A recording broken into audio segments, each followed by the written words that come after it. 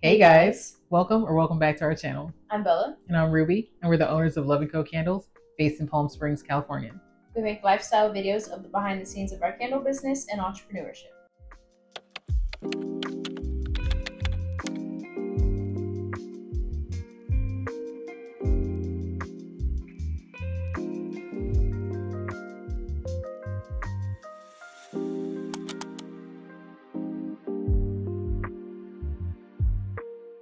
Today we're going to be preparing for a market that we're going to do soon, and we're going to show you some of the things that we want to bring along with us.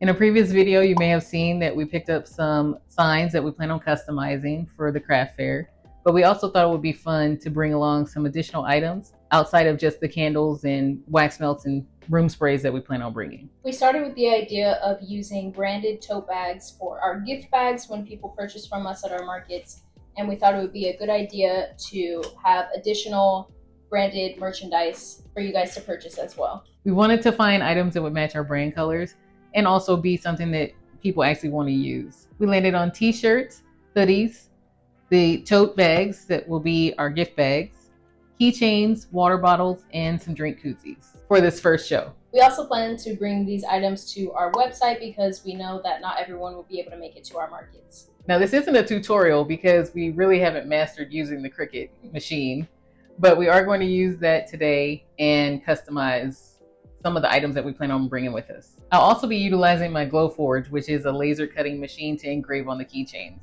The first thing that we're going to make is the tote bags that we're going to use for gift bags. We're going to put our logo across the front of the bag. We want to measure the distance from side to side and then determine what size we want the logo to be. And I think it would be a good length for the logo to go across the bag and still be seen. I'm going to use the iron-on, it's Sport Flex, so that it can move with the bag, and it's a permanent iron-on.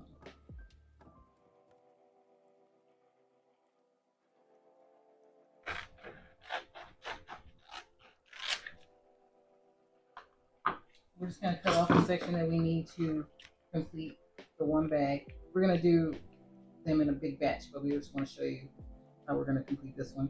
When you're doing iron-on material, you want to make sure that the shiny side is down on the matte Cricut.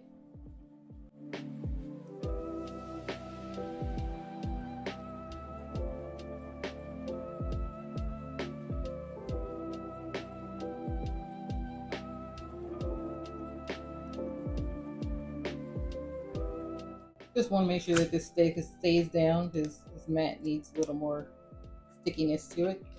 We just tape the corners for the sections that are kind of lifted. The first thing we want to do is make sure that the Cricut is on the iron-on setting because we're going to use iron-on material. So now we have the project loaded on the Cricut software. We're going to load the mat into the machine.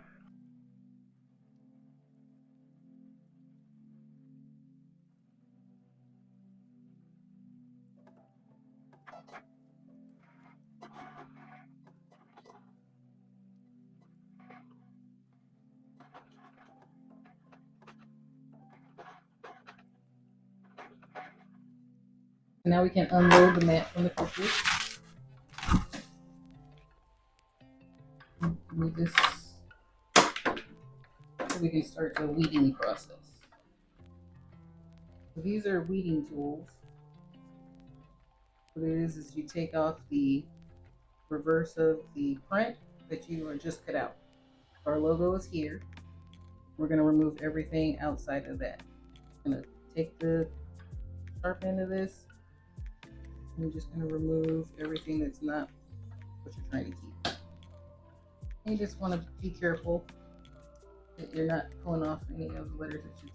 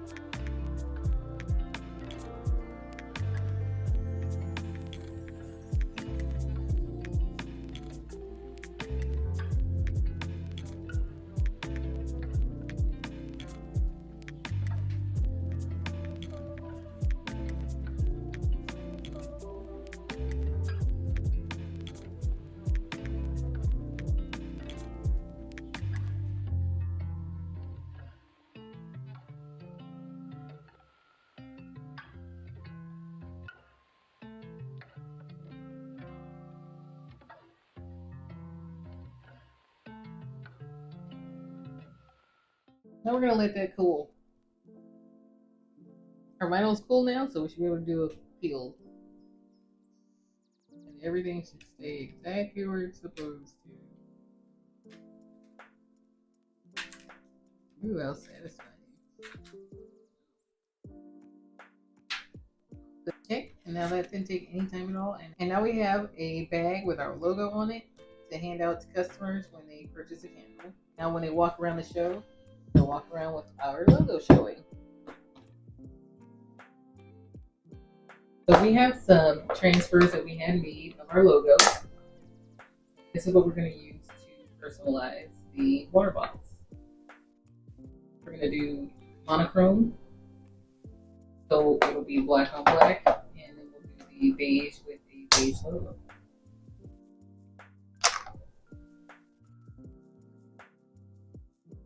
It will stand out a little bit just because the color matches as close as we can get it. Plus it's a gloss and the bottles are matte. Expose the adhesive. And these bottles have a small rim around the bottom that fits the logo perfectly. I'm going to start with the black bottle. Now we'll use the burnishing tool and make sure that all of the label is tucked in. These bottles are not microwave safe. They are stainless steel, and they are hand wash only.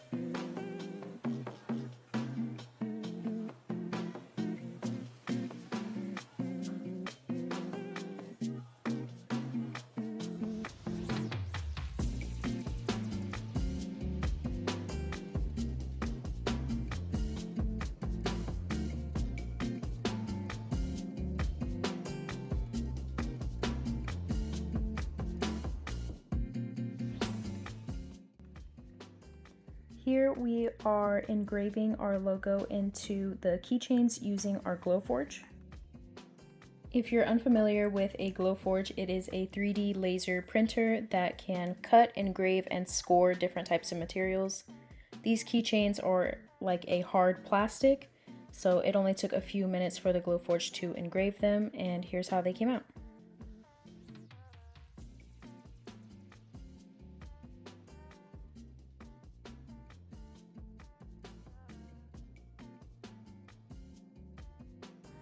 At the beginning of the video, you might have noticed this sign that we picked up at our local craft store. Here in Canva, I am basically just making a mock-up of what I want to put on that sign to customize it for our booth.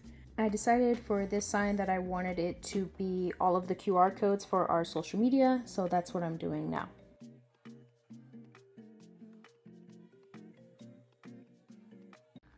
We didn't get a chance to actually finish the sign for this video, but I wanted to still show you guys what we intend on using it for, so stick around for a future video where we actually get to finish it.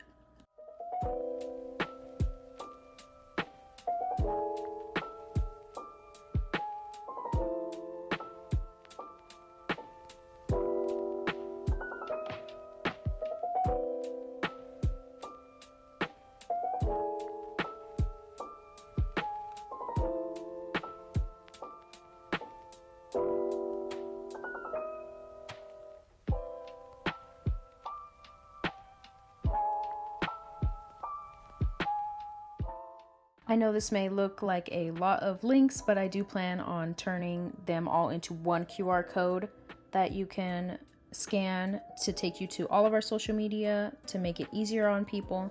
I just haven't had a chance to do that yet.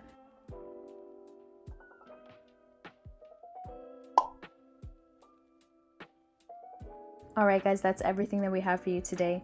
Please leave us a comment down below telling us what your favorite item was. We'd love to get your feedback and see what everyone is interested in. And if you're interested in any of the products that we used, we will try to have them linked down below for you. Thank you so much for watching. We hope that you enjoyed this video. If you like this video and you want to see more like it, we'll have some linked. We'll see you guys in the next one. Bye, guys. Hey, loves, welcome back to our channel. I'm Bella. And I'm Ruby. We're the owners of Love & Co Candles. Today we're going to take you along as we do our final prep for the pop-up that we have coming up on August 10th, which is now a night market from 5 to 7 p.m.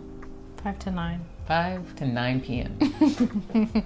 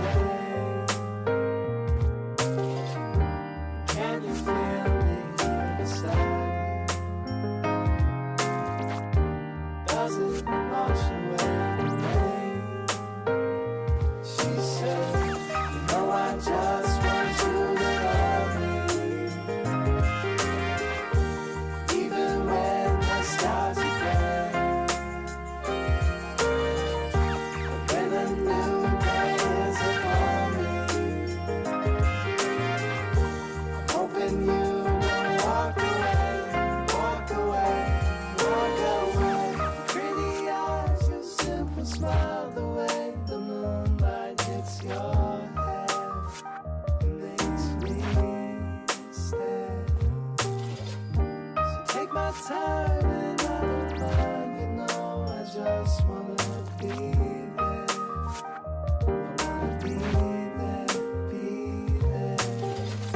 You know I just want you to love me,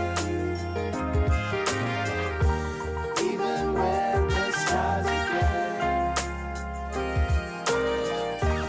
When a new day is upon me, hoping you will walk away, walk away, walk away.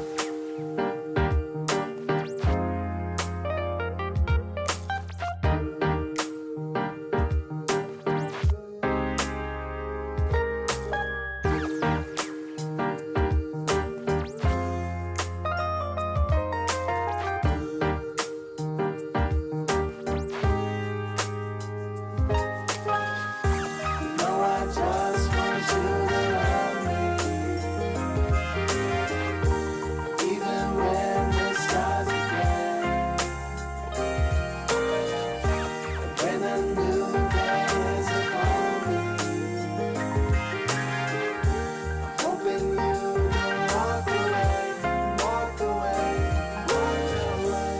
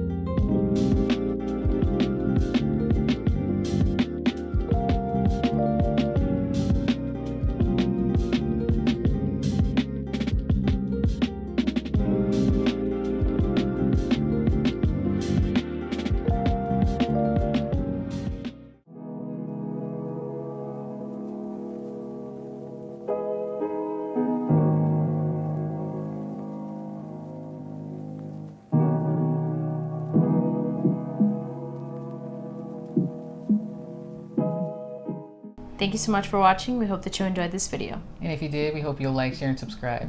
Again, we're going to have our pop-up market on August 10th in Anaheim. We hope that you can make it out if you're in the area. And then next week, be sure to look out for our video on the pop-up recap. And we'll see you in the next one. Bye, Bye, loves.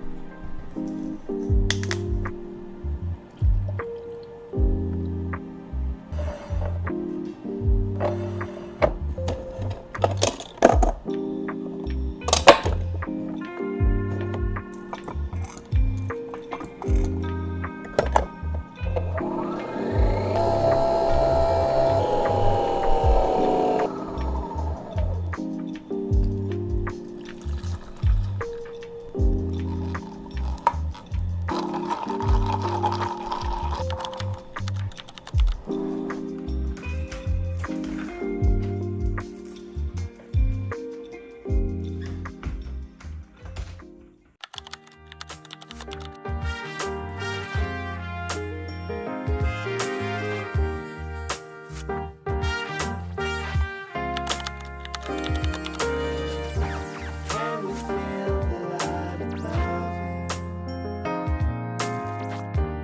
you? Even on the cloudy day, can you feel me here beside you? Hey loves, welcome back. We're going to be going over the pop-up that we just did this past Saturday and giving you a little recap of our experience. We attended the Makers Hive Market this past Saturday, and we wanted to first off give a huge shout out to the organizer of the event. The team was super friendly there, and they made the entire process super easy for us. As you may or may not know, this was the first pop-up that we have attended for our candle business. So we appreciate that the event was actually run really smoothly and very easy for us to get in and get everything set up. We were able to get in early, and the layout was very easy for us to find where we were going to be setting up at. So our check-in time was at 3:30, and the show didn't start until 5, so we had about an hour and a half to set up our booth and get all of our products ready and make sure that everything was working. The booth space we rented was an 8x6. There was a color scheme that we had to adhere to, so it was white, tan, cream colors. And we were actually lucky because one of the vendors that were supposed to be next to us didn't show up, so we had a little more space and we got to spread out some, so it helped out a lot. We met some of the nicest vendors, including our booth neighbors, and everyone was super supportive, and it was great to see all the different creations and what people were making at the show. A few of the other vendors actually came to our booth and bought from us, and we also bought from some of the other vendors as well. Especially with it being our first market, it really felt like everyone was kind of cheering us on. There was actually 3 or 4 other booths that were selling candles as well, but everyone had their own unique styles, so we still did really well even though there was a few other booths that were selling candles. So it just goes to show that there's room for everyone. And one thing we really appreciated about how the organizer set everyone up is though we had multiple people doing similar products, we were not set up right next to each other. So there was separation in between all the different vendors that were selling similar products. Some of our best sellers at this market were Eternal, as well as our summer scent watermelon sugar. We completely sold out of our watermelon sugar room sprays, and we had a lot of sales for Eternal as well. Going into this market, we weren't really expecting to sell out of anything, so it was really cool that we actually sold out of one of our scents. Before the market, we were watching a lot of videos on pop-ups and kind of the expectations so that we can get an idea of what to be ready for. One of the creators I watched, name is Ariana Janelle, and she went into how she calculates her sales goal for pop-ups. And so we utilized the same formula that she used. And her formula was the vendor fee times 2 plus the amount that you want to make per hour. And so that's how we came up with the calculation for our sales goal for our first show. So this booth fee was $165. So times 2, that would give us $330. plus the hourly rate, which we had at $100 an hour, leaving us at a total of $730 for our sales goal. We brought more product just in case to exceed that sales goal, and we did. At the end of the show, when we did our calculation, we ended up with $750 as our total. If you want a better explanation of how the sales goal is calculated, definitely check out her video, and we'll have that link down below.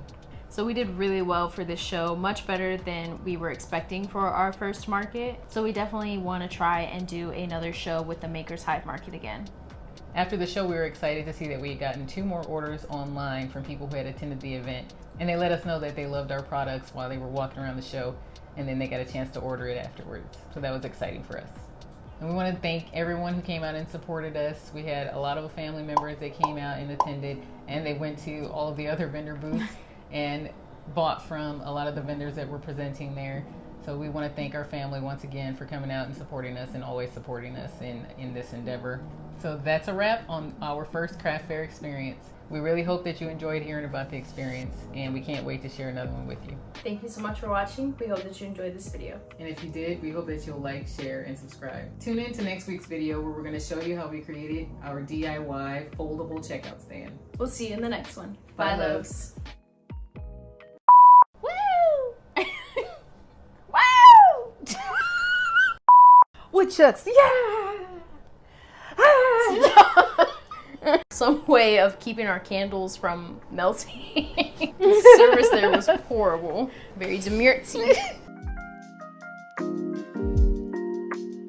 Hey loves, welcome back to our channel. I'm Bella. And I'm Ruby. We're the owners of Love & Co Candles. Today we're going to go over some of the do's and don'ts of doing a pop-up market. We just completed our first market for our candle business, and we want to share some of the things that we learned along the way. So in doing this pop-up, we came to find that there were certain things that you need to have with you, things that you should do and things that you shouldn't do. So we're going to go over some of the things that we've learned so far and some of the things that we'll be taking along with us into the next show that we do. The first do is to make sure that you plan ahead. Once we figured out our desired sales goal, that determined how many products we needed to make and bring with us to reach or exceed that goal. In addition to inventory, we also prepared a mock setup of how we wanted the products to be laid out once we arrived at the show. We prepared the signage that we wanted to use. We got the payment system ready and entered all the inventory that we were going to have with us so that we can make sure that it was all set up. We got a hotspot and we tested it to make sure that it worked with the payment system that we had brought with us so that we were ready to go on the day. And thank goodness, because the service there was absolutely terrible. Without that hotspot, we wouldn't have been able to accept any of the payments from our customers. We would have had to take cash only.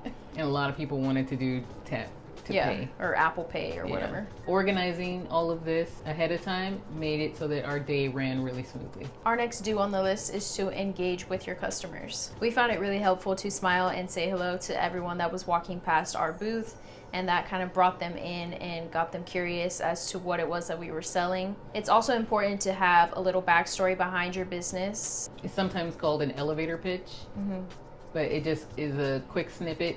You don't have a lot of time with some people, but if they want to know the story of how you came to be a business or the product that you have and what's inside of it, it's nice to have a little prepared quick speech that you can give when people walk by.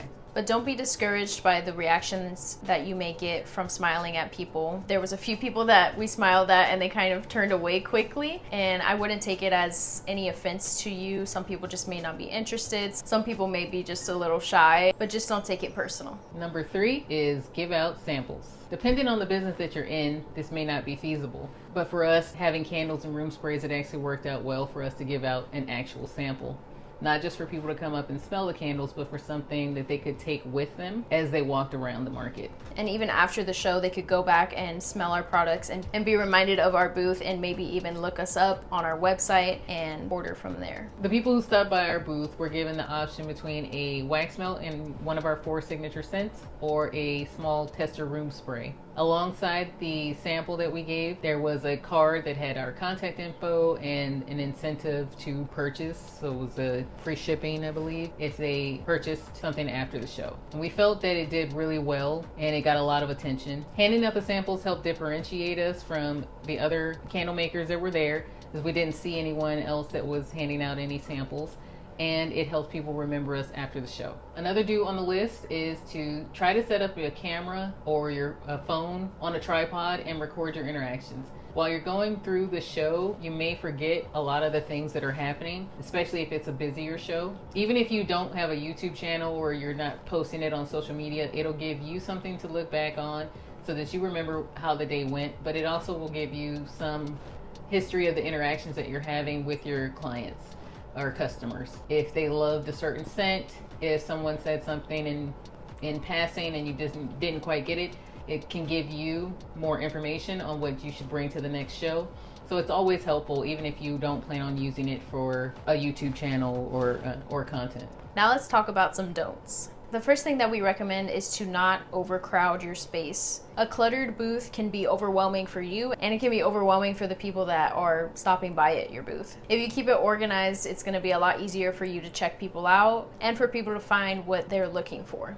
For example, we brought a lot of candles and room sprays and other products with us, but we didn't have everything on our tabletop. We only had one of each scent, so one of each candle and one of each room spray for people to smell. That way it was very clean and simple and easy for people to smell the products. Number 2 on the don'ts list is do not ignore your booth. This market for us moved pretty quickly, so we had our first sale before the market actually officially started. And then from there, we constantly had people stopping by. But there are some times when you have a slow or a lull in the market, and it's real easy to just get on your phone and not pay attention. Someone could walk up and you're looking down. It could also deter people from coming up at all because they might feel like they're bothering you. So you don't want to seem disinterested. You don't have to seem super eager or desperate to jump on every person that walks by, but you don't want to seem disinterested and wind up missing out on a sale or a connection with a future customer. One thing that we would suggest is bringing something with you to do in those slow moments. You could be stuffing your gift bags or folding up info cards or something of that nature. That way it gives you something to do in those slow moments. But it shows that you're still engaged with your booth and the customers that come up. Number 3 on the list is don't forget to prepare for the weather. This is especially important for us because we traveled to this market. So where we're at, it's extremely hot, but in Anaheim, it was about 20 or so degrees cooler.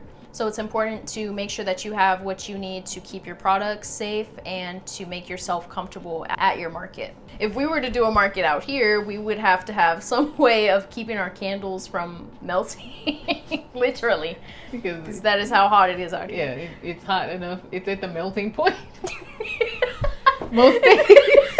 The temperature in the summer out here is our melting point for our candles. wax. So we would honestly, our booth would probably smell amazing, though. It would, because the car and it would probably amazing. Attract more people. Yeah. That's funny. So yeah, just make sure that you're prepared for whatever the weather is. We checked the weather forecast for the area that we were traveling to days in advance. We wanted to make sure if it was going to be warm, cooler. We made sure that even though it said it was going to be one temperature, we had change of clothes. We had sweaters for layers in the case that it did get cooler. You just never know what you are going to be up against, so you just want to be prepared for whatever may come. Another don't on the list is to not be late. Our check-in time was at 3:30, and we showed up even a little bit before then to know where it was that we were supposed to go, where to check in, where we could park, things like that. When you're doing these markets, it's in your contract that you have to be there at a certain time and that you have to be there for the entirety of the show. So if you're not there by their cutoff time, they will remove you from the show and you won't be able to present. Usually you won't get a refund for your booth fee either, so it's really important that you're there on time. So if you're coming from a long distance, you need to give yourself some wiggle room for traffic and unforeseen occurrences. So we've gone over some of the do's and don'ts, but we also want to go over some of the items we suggest bringing with you that will help you have a successful market.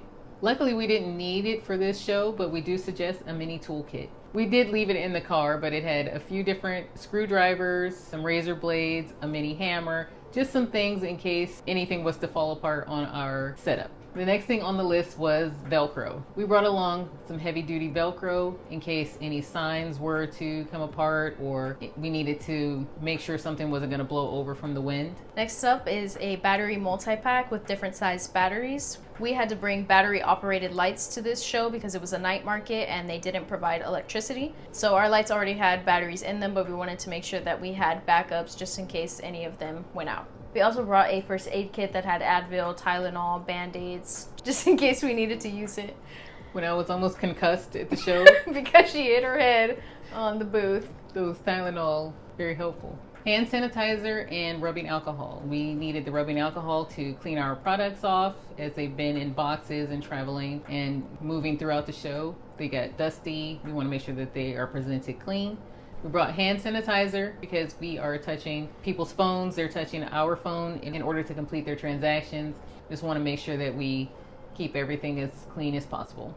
We brought packing tape so that we could close up any boxes for the products that we brought along with us, or if we were to have any kind of mishaps with any of the setup, then we had something there that was available to help with the fix. We brought a portable charger as well as a hotspot with us. We had our phones as well as our card reader and different devices that needed to be charged, so we wanted to make sure that we had our portable charger in case any of those were to die on us. And then, as we mentioned, we also brought our hotspot so that we could accept payments. You just never know what the service is going to be like in any location, and you don't know if you're going to be near any outlets for you to plug in your phone. So it was very useful for us to bring. We brought snacks in case we got hungry and we weren't able to leave the booth. We brought gum, Tic Tacs, and cough drops because we knew we were going to be talking to a lot of people in very close contact. So we wanted to make sure that we had fresh breath. And then if we were doing a lot of talking, we didn't want our throat to be dry. So the cough drops would come in handy for that. At this show, the host did walk around and provide water and Powerades in case anybody wanted any, and they were nice and cold. But we also had some water with us in the car and then liquid IV just to make sure that we didn't get dehydrated. Another item that I forgot to mention that was in the mini toolkit was a pair of scissors, and that can be invaluable when you're setting up your booth. If anything was to need to be cut, you want to make sure you have scissors, as well as for opening boxes of the products that we brought. And then the last thing was a mini tripod. It worked out well for holding the card reader, but it also could hold a phone and be out of the way so that it could record some of the show for us. So there you have it. Those are some of the top do's and don'ts for a pop-up market, as well as some of the items that we suggest having with you to make sure that you have a successful and enjoyable day. And if you enjoyed this video, make sure you hit that bell icon so that you never miss out on any of the tips and behind the scenes at Love & Co Candles. Thank you so much for watching. We hope that you enjoyed this video. And if you did, we hope that you'll like, share, and subscribe. We'll see you in the next one. Bye, loves. You think you'll be just fine without me, but you're mine. Think you can Kick me out of the band. We're not hardcore. No, you're not hardcore. Unless you live hardcore. Unless you live hardcore. And the legend of the rent was way hardcore. Reminded. Yeah. Very demure. Very cutesy. See how I didn't knock all of our supplies off of our booth? It was very demure. Very mindful. Very mindful. We brought... Hey loves, welcome or welcome back to our channel. Today we're preparing for something really exciting, our biggest market yet. I'll be wicking 100 candle jars while sharing all the details, so stay tuned. We're so excited to announce that we'll be at the Toontown Market, a Disney-themed event held at the Anaheim Convention Center on November 30th and December 1st. The market will be open from 12 p.m. to 5 p.m. both days, and we're so excited to be a vendor. This market is going to be extra special for us, not just because it's our biggest show yet, but because we're bringing exclusive Disney-inspired products created just for this event.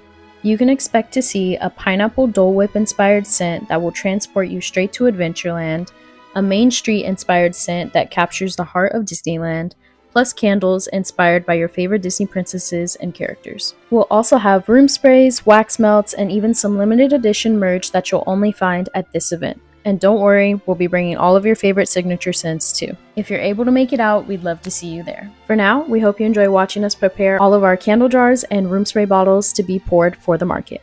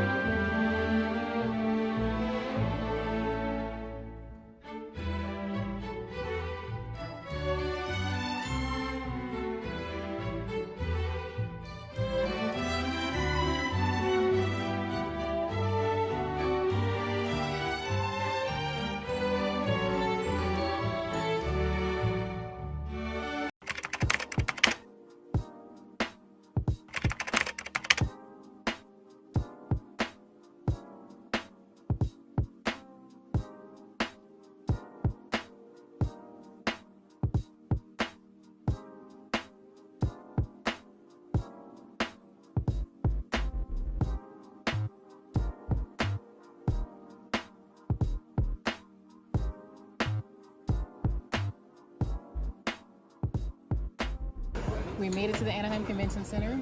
There is a long line for check-in, but we're gonna go in and get set up, and we'll see you guys in a little bit. We got a corner spot, and we're in the main walkway on one side and a center walkway to one side of us. So should be good traffic flow.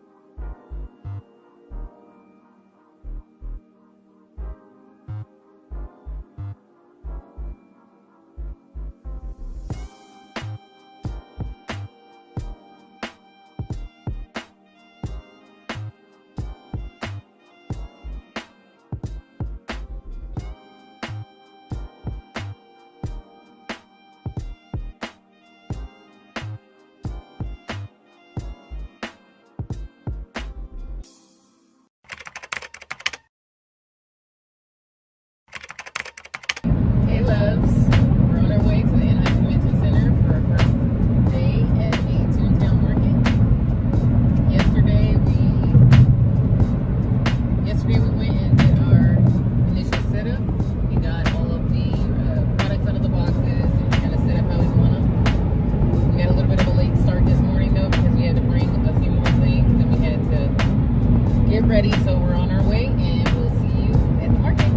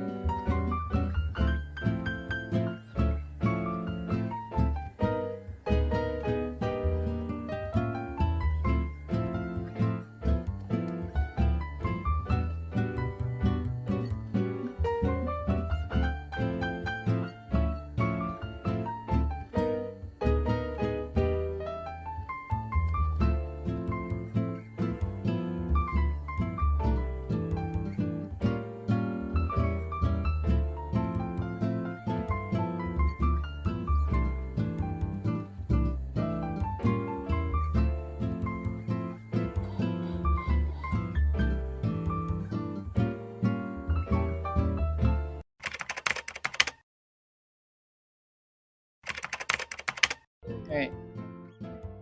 So we did some rearranging from yesterday to today. We brought our signature candle line out to the front, and we have our display that shows kind of a variation of all of the different themed candles that we have.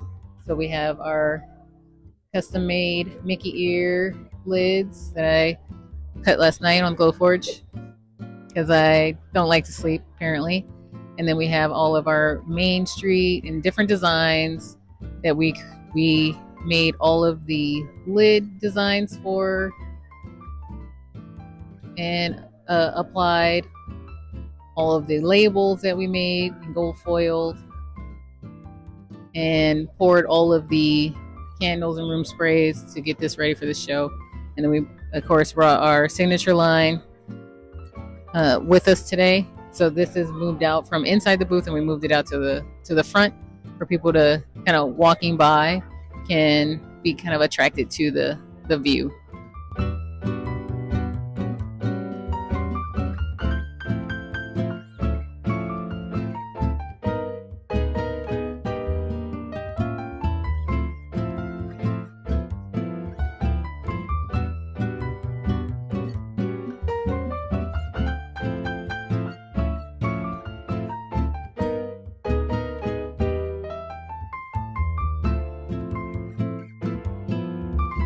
We have my sister helping us today.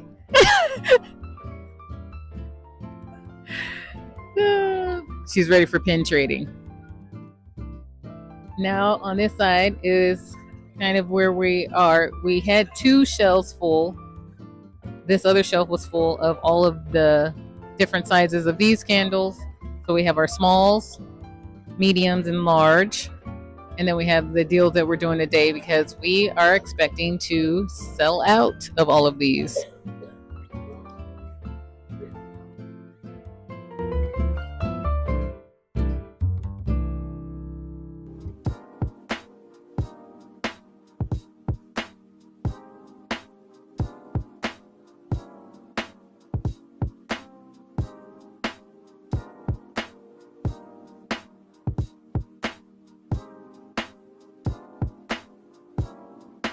We were going to try and do some tote bags and t-shirts, but we just ran out of time because we needed to have so much stock for how many people are coming to this show. They said yesterday was 5,000? 4 or 5,000 people showed up to this show. And so we don't know that we had enough stock for yesterday and today, but this is kind of where we're left.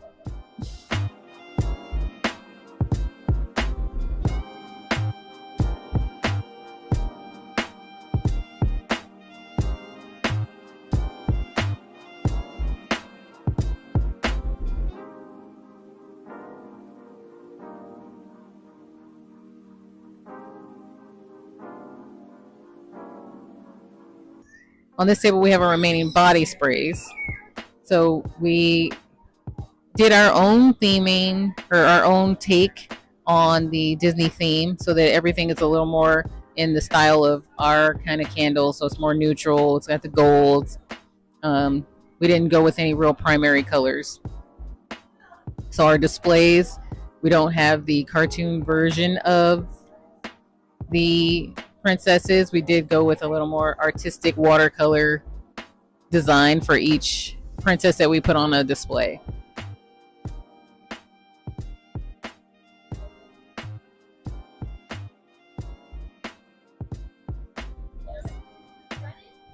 Good morning.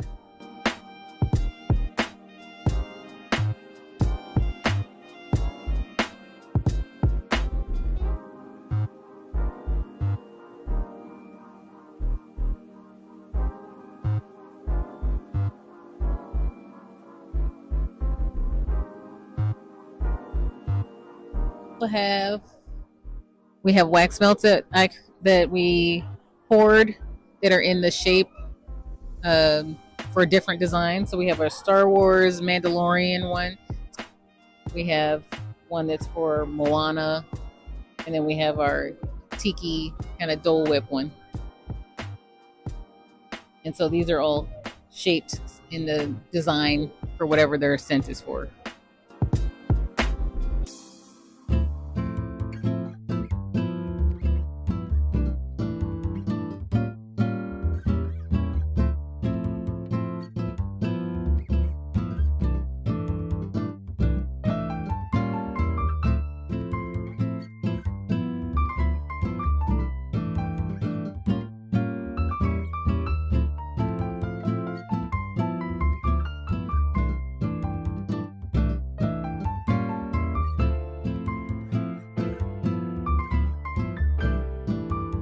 Gift set. You can come on by.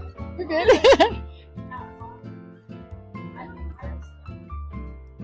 We created little gift sets for the wax melt because a lot of people don't actually know what wax melts are or how you use them, and we didn't know that.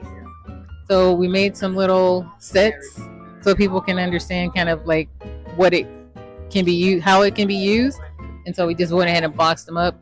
Also last night, or I guess early in the morning, at 2 o'clock in the morning.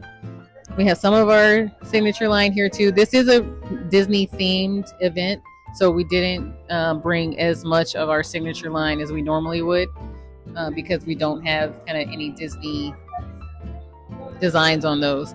But we did bring some of them just to have something available, and we have had some purchases on those.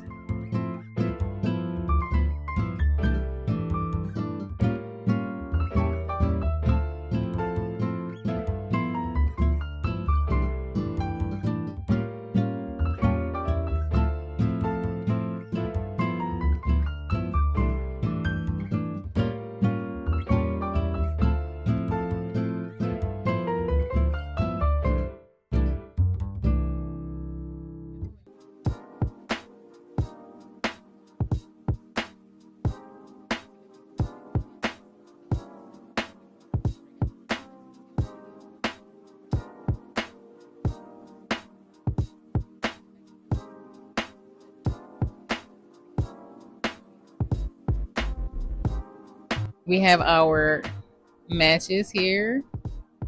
We have our little designs on. We have our pin trade board. So these are either to buy or for sale. They're either for sale or for trade. People can choose.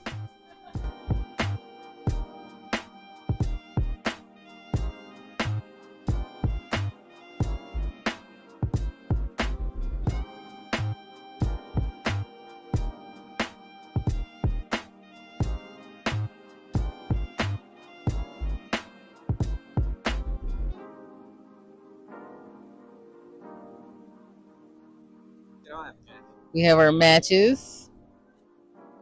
We also custom made these because there are no Disney design matches that we could find.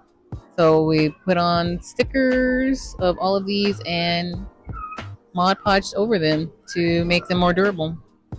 Because I like to do tedious things. We have our white wick trimmers here. Here's our travel size body sprays of each scent that we still have left.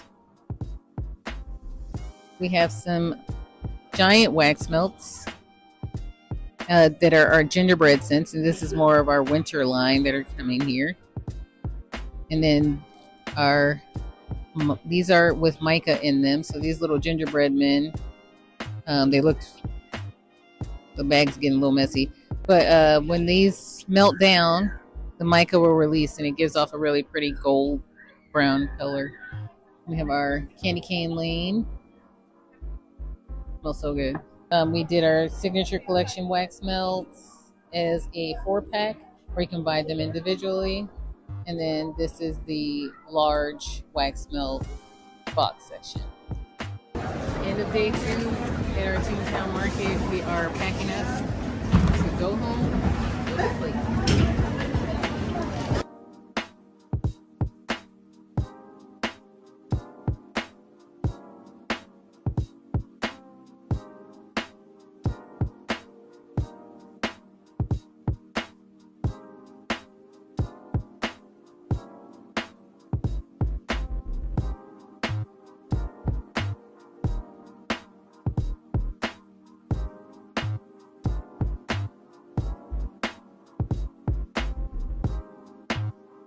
Yeah, so you'll be blocked. Right. If you keep messaging me. Lackluster. Exactly. What's your name? And then you say your name.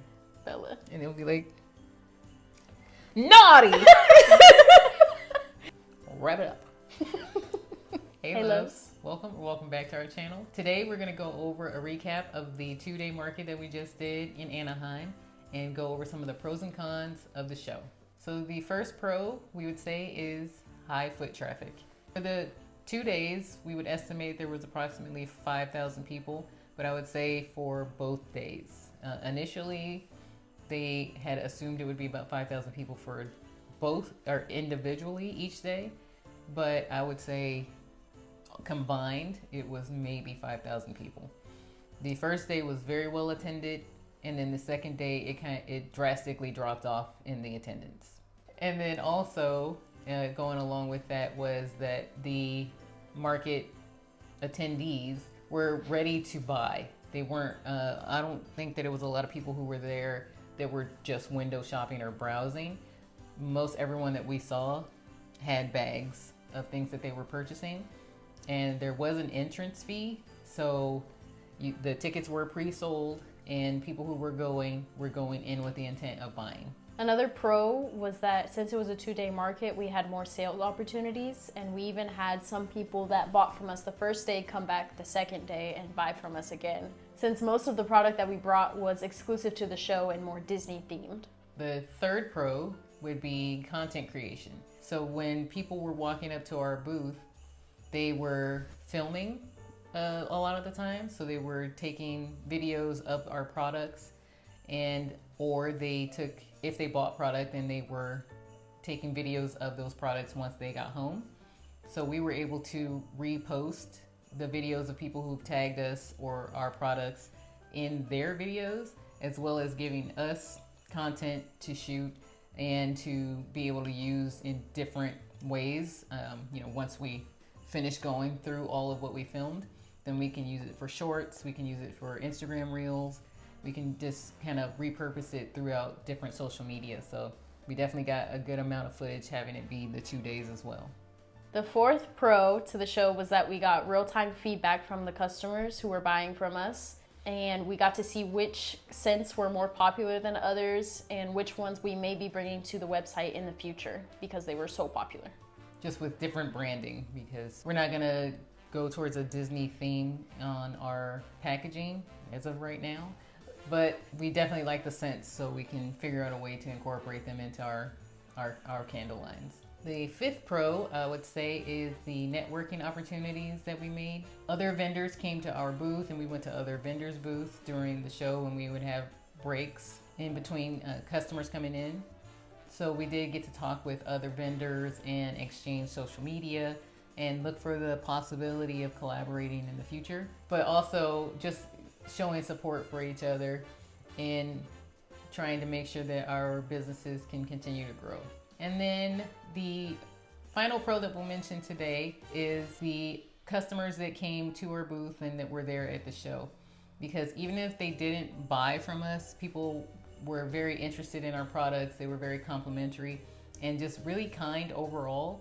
And it's hard when you're trying to get into these markets and get your name out there. And so when you have people that will go out of their way just to come and compliment you or tell you, that the packaging that you're using looks great, it really does help your confidence and help you want to continue to do these markets. So we really appreciate everyone who came out, everyone who stopped by or just posted our booth on their social media, because it means the world to us, even just to get our name out there and let people know about our branding. So we went over the pros, and sadly there are cons that we do have to go over. So con number 1 is the high booth fees. This market cost us $400 just for the entry. That did not include any pipe and drape, no tables, canopies, decor of any kind. It was simply just for the space. No parking. Yeah, it did not include parking. Didn't include the permits that we had to get. Right. So there was quite a few additional fees on top of the space rent itself. So we had to pay for a temporary seller's permit, a temporary business license, and then parking every day with 2 cars for some of those days. And that included load-in day. So for us, the number one con is definitely going to be the amount of fees, but also just the fact that we were not aware of some of those fees until the day of the show. And that leads into the second biggest con for this show, which was communication. So Toontown Market is pretty well known, but it's a smaller market. They do like 1-day markets, I believe, in Fullerton. But this was the first convention that she did, so it was a much bigger event, and it was a 2-day event, and it was in a different location as well. Mm-hmm. So it was new to her, which we understand, but at the same time, the communication was very not there. We didn't know a lot of the details, and when vendors would reach out to her to ask, she would not respond or only respond to certain people, as opposed to giving the information to all of the vendors, because a lot of people had similar questions. That led to a lot of disorganization and not having the information needed on the day that we were already there for setup for the show. Yeah, so we didn't know we had to pay $25 per car per day for parking until we were in line to get into the venue, and there was someone ahead of us paying. And so that's when we found out that we would have to pay to park there, even for the day that we were just bringing the stuff in. And it's not that the host's fault that there is a charge for it, but communicating that would have made it so that we did not take 2 vehicles. We could have just taken 1 vehicle, a larger vehicle, and it would have saved us the cost of having to do that.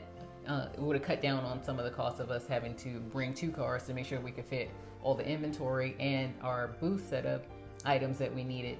So things like that needed to be communicated a lot sooner in the process.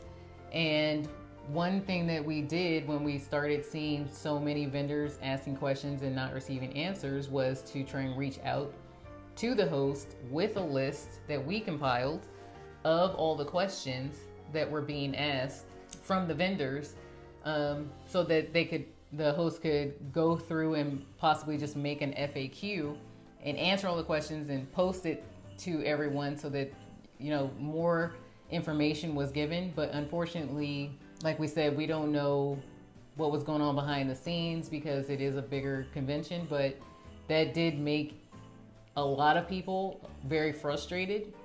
And then to have had almost 400 vendors and you're charging $400 each, you can do the math on that. That's a lot of money from people to have been told that you're going to be blocked if you continue to ask questions. And for some people, these are small businesses, so $400 to vend at a market can make or break some people's businesses. So just being able to know if you can bring something shouldn't be a question that completely throws off a host. It should be able to be easily answered. That is a very frustrating thing to deal with when you're a small business and you're spending money continuously to vend somewhere and trying to figure out if you can even decorate your booth a certain way, to only find out that day, which we did as well, which we'll go into. You can't put that up. You can't use that, and you've already decorated your booth, and now you have to go back and take everything down. So things like that, it's vital that people know certain things in order to vend with your market. Now, because this market is Disney themed, it's called a Toontown Market, it does market itself pretty well. So even if you're frustrated and you're, telling this vendor this, that, or the other about, how the market information is not being communicated well, it doesn't mean that that's going to change anything if people are still willing to vend because they know the customers are there. So if this is your main style of business and you do Disney resale kind of markets, then you have to be in the person's market. That's kind of what it is for if you're in Southern California. So it doesn't necessarily mean that your frustrations are going to come across to that person and that it will be fixed, because people are still going to bend. It's not like, what can you do at that point? So we just hope that as the market grows through the years, that it gets better and better. That was one of the biggest cons for us. Right behind fees and hidden fees, or fees that we didn't know about, is going to be the communication that was not there. Number 3 con for this show was that unfortunately Bella was sick. She is still sick. She's getting better. She's on the mend. But she was very, very sick for the whole show. And so she could not do a lot of talking. And she was, when you're sick, you don't want to be around a whole bunch of people. You'd rather be in bed and wrapped in blankets and sipping on Dayquil. But I was still sipping on Dayquil. yeah, but she toughed it out and she made it through.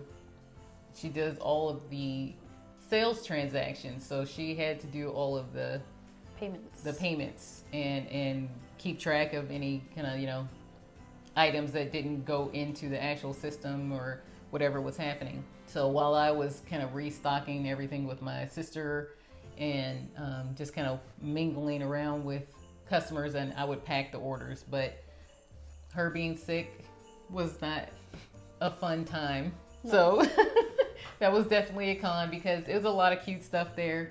And I know that you would have wanted to go walk around and look at more things if you had felt better. And I don't think that, we didn't have a lot of time to go look and shop anyway. Yeah. But I think, if we could have just swapped out and she could have walked around and looked at things, you would have liked a lot of the things that was there. But yeah.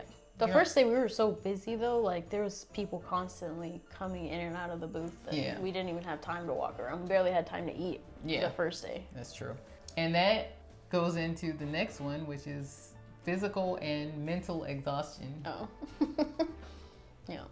Because if you watched our video from last week where we showed us packing up everything, you could see in my face that I was physically and mentally exhausted. I could barely keep my eyes open at the end of that show. Yeah.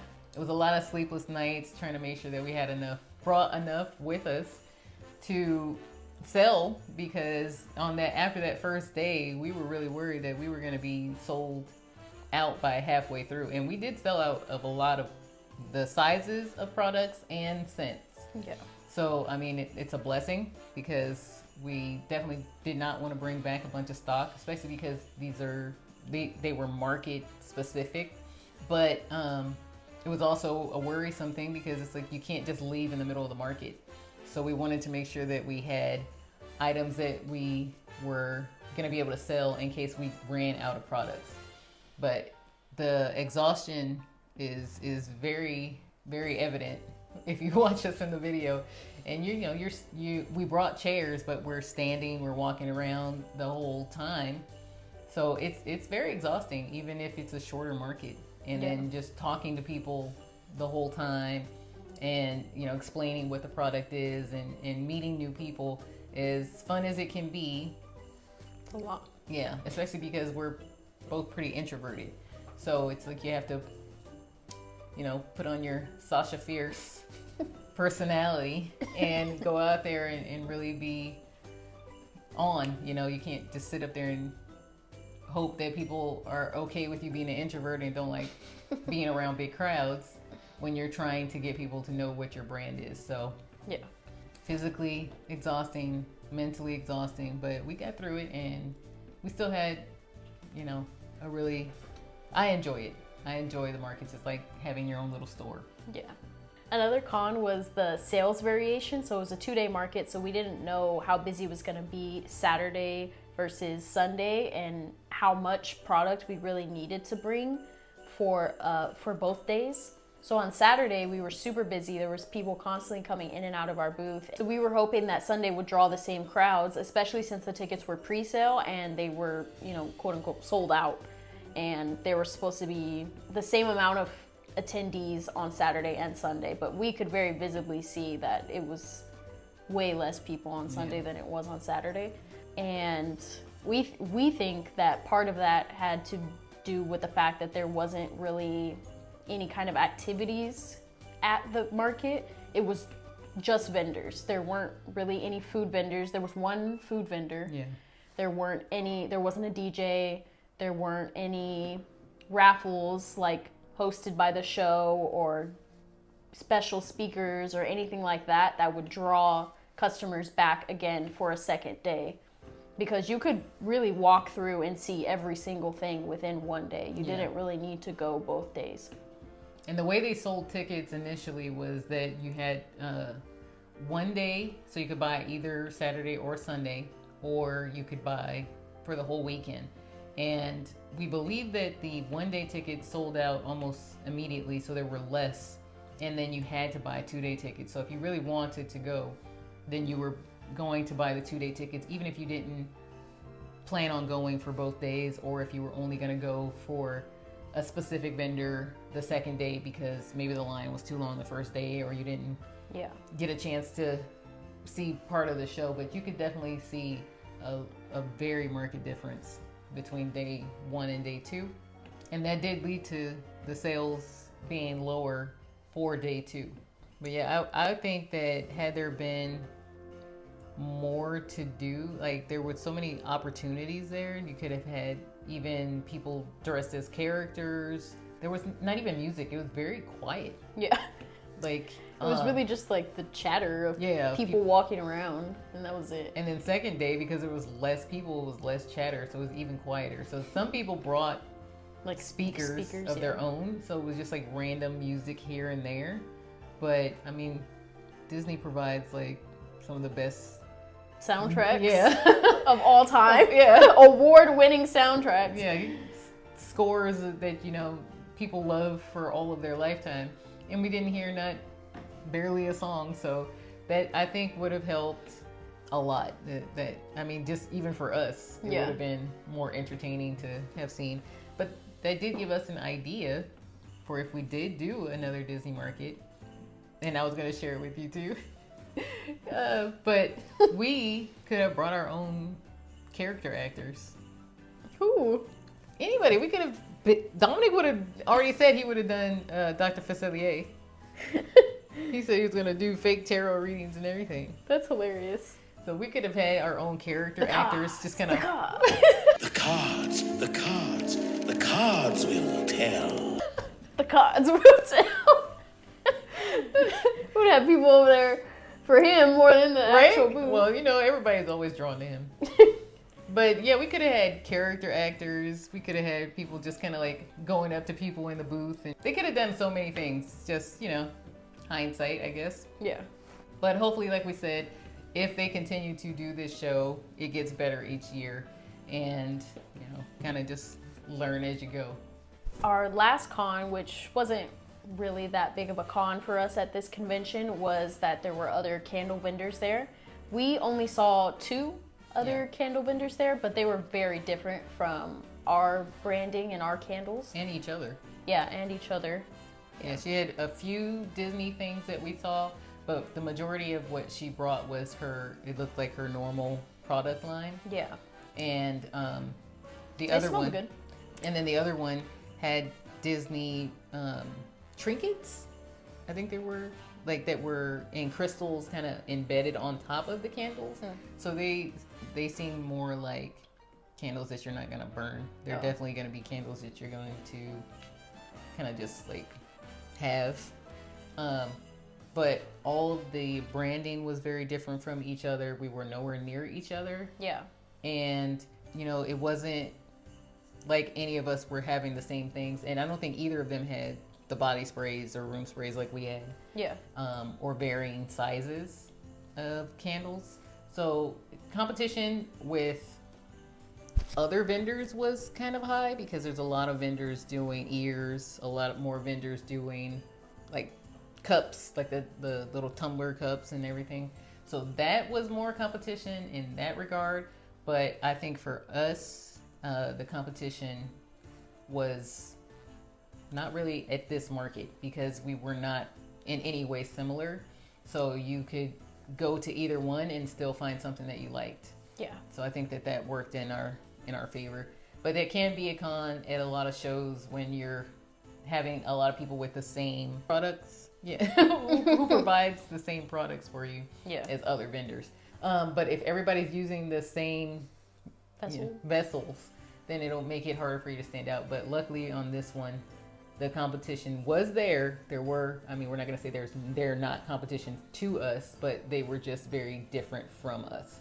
And we did have a lot of people that came up to us and told us that they go to the regular markets, and to have us in seeing our products, they were saying that we were very different from what they see at these regular, the everyday, not everyday, but the more monthly markets that they go to. So they were very happy to see something different.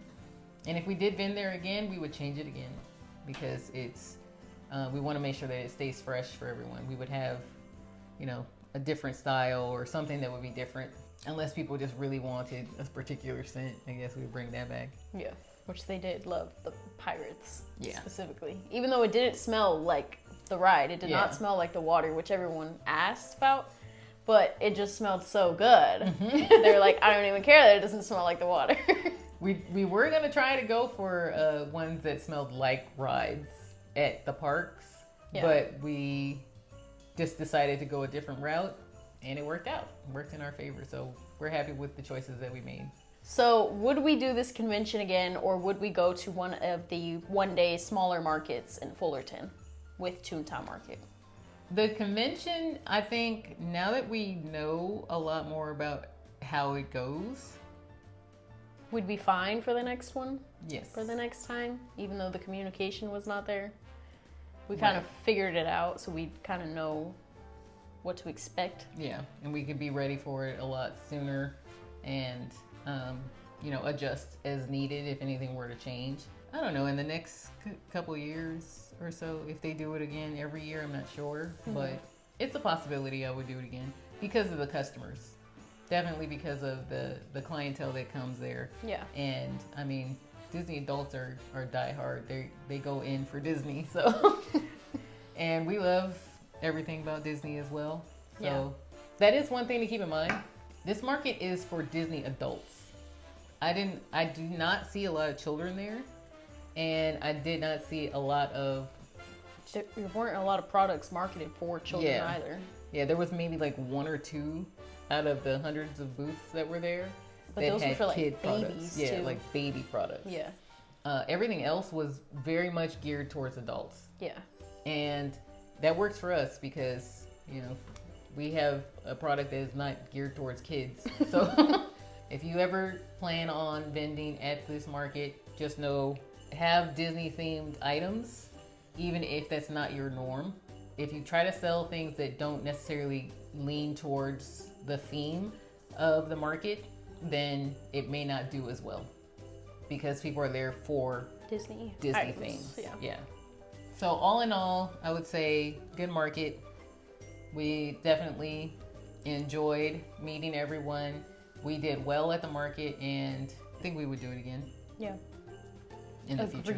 Yeah. It was worth it for us, but it was not for everyone. So, you know, you just have to do your research and see kind of if it works out for you and your business. Thank you so much for watching, and we'll see you in the next one. Bye, loves.